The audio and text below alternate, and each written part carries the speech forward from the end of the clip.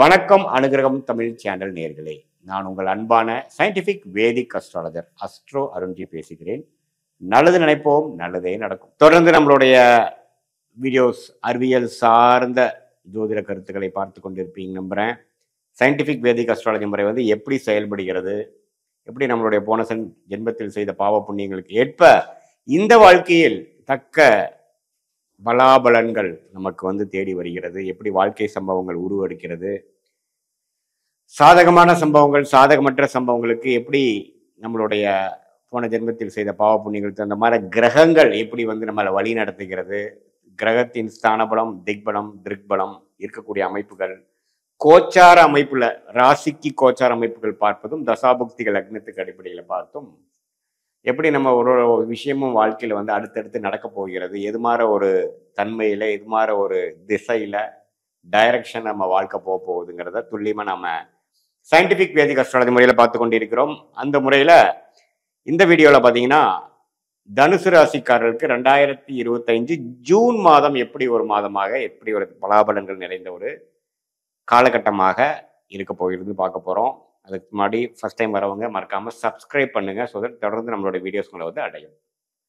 பார்த்தீங்கன்னா தனுசு ராசி 2025 ஜூன் மாதம் பிறக்கும் பொழுது மிகப்பெரிய 2-3 பயிற்சிகள் முடிந்துதான் வந்து ஜூன் மாதம் பிறக்குது.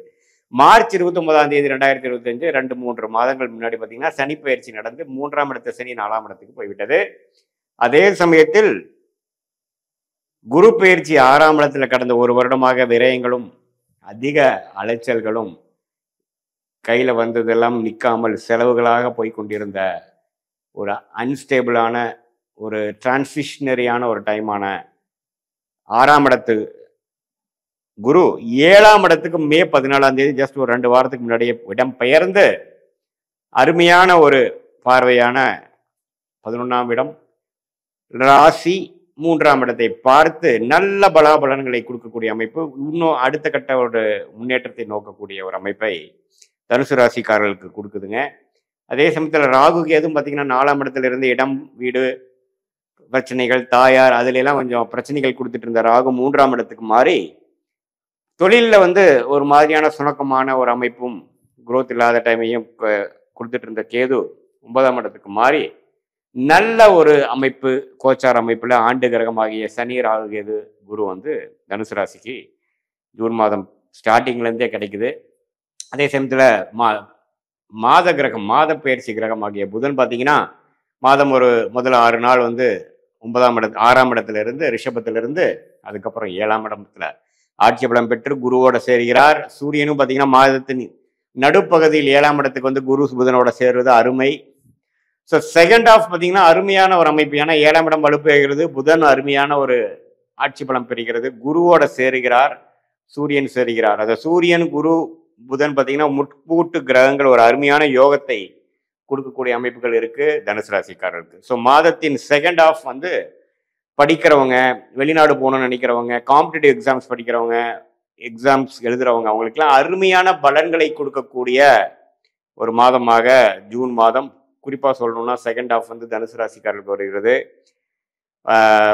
நல்ல ஒரு கான்ஃபிடென்ட்டான ஒரு அமைப்பு, ஃபைனலாக வந்து ஒரு லக்கில் நமக்கு சில விஷயங்கள் கிடைக்கக்கூடிய அமைப்பு, கிளாரிட்டி கொடுக்கக்கூடிய அமைப்பு, கல்யாண விஷயங்கள் பார்ட்னர்ஷிப் விஷயங்கள்ல டக்குன்னு ஒரு விஷயங்கள் நம்ம எதிர்பாராத வகையில் நல்லபடியாக முடியக்கூடிய அமைப்புகள், இதெல்லாம் அமைந்த ஒரு மாதமாக தனுசு ராசிக்காரருக்கு இருக்குது. அதே சமயத்தில் சுக்கிரனின் சஞ்சாரமும் பார்த்தீங்கன்னா ரிஷபத்தில் ஒரு அதிகமான இந்த மாதம் கடைசியில் வரார். அதுக்கு முன்னாடி மேஷத்திலிருந்து 5ஆம் இடத்திலிருந்து 11ஆம் இடத்துக்கு கனெக்ட் ஆகிறார். ஸோ லாபங்களுக்கு குறைவில்லை, அதிர்ஷ்டத்துக்கு குறைவில்லை, ஃபோக்கஸுக்கு குறைவில்லை. ஒரு அருமையான கடந்த ஒரு வருடமாக நீங்கள் சில விஷயங்களை சாதிக்க முடியாத விஷயங்கள்லாம் இப்போ டக்குன்னு எல்லாமே கொஞ்சம் வேகமாக நடக்கக்கூடிய ஒரு உத்வேகம் நிறைந்த ஒரு மாதமாக கண்டிப்பாக தனுசு ராசிக்காரர்களுக்கு இருக்கிறது. அதே சமயத்தில் சூரியனும் பார்த்தீங்கன்னா மாதத்தின் செகண்ட் ஆஃப் வந்து 7ஆம் இடத்துக்கு வருவது அருமை, குருவோட சேர்வது அரச லாபம், அது 9ஆம் அதிபதி பாக்கியஸ்தானாதிபதியாகவே சூரியன் வந்து தனுசு ராசிக்கு நல்ல பலன்களை கொடுக்கிறார்.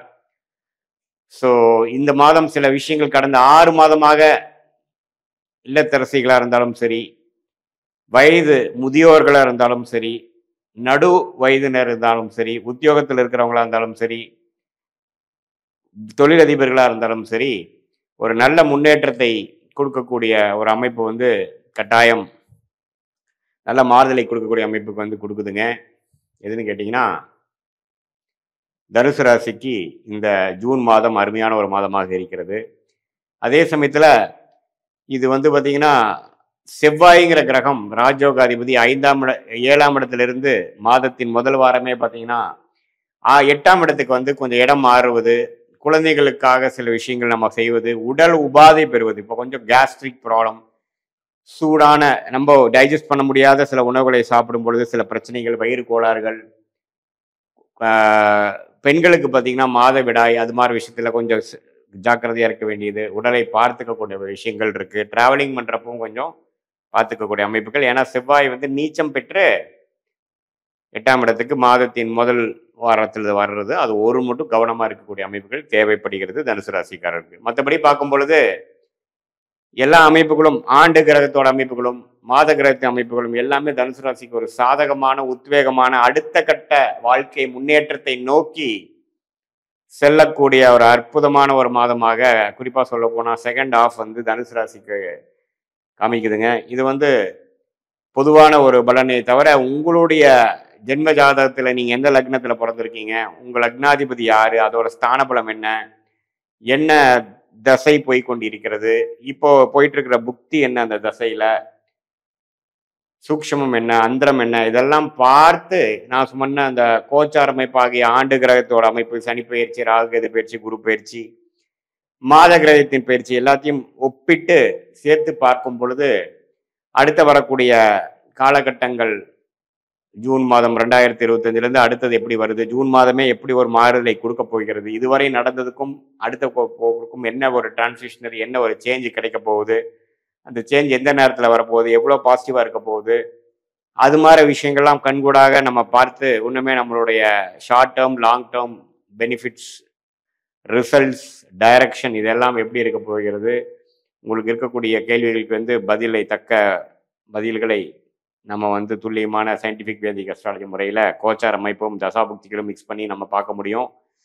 இப்போ போயிட்டு இருக்கக்கூடிய உங்களுடைய தசைகள்லாம் மிகவும் சிறப்பான தசைகளாக இருக்கும் பொழுது நாம் சொன்ன கோச்சார இந்த ஜூன் மாத பலன்கள் தனுசு ராசிக்கு கொஞ்சம் கூடுதலாகவும் நல்ல நன்மைகளை கொடுக்குற மாதிரியும், கொஞ்சம் தசாபுக்திகள் சிறப்பின்றி போய் கொண்டிருக்கும் பட்சத்தில் இப்போ நம்ம சொல்லிட்டு இருந்த தனுசு ராசி பலன்கள் வந்து கொஞ்சம் சாதகமான பலன்கள் குறைவாகவும் சாதகமற்ற பலன்கள் அதிகமாகவும் இருக்குங்கிறத நீங்கள் பொதுவாக எடுத்துக்கணும். இது பொது பலனே தனுசு ராசிக்குங்கிறது தெரிஞ்சுக்கணும். மீண்டும் மற்றொரு காணொலியில் சந்திப்போம். நன்றி, வணக்கம்.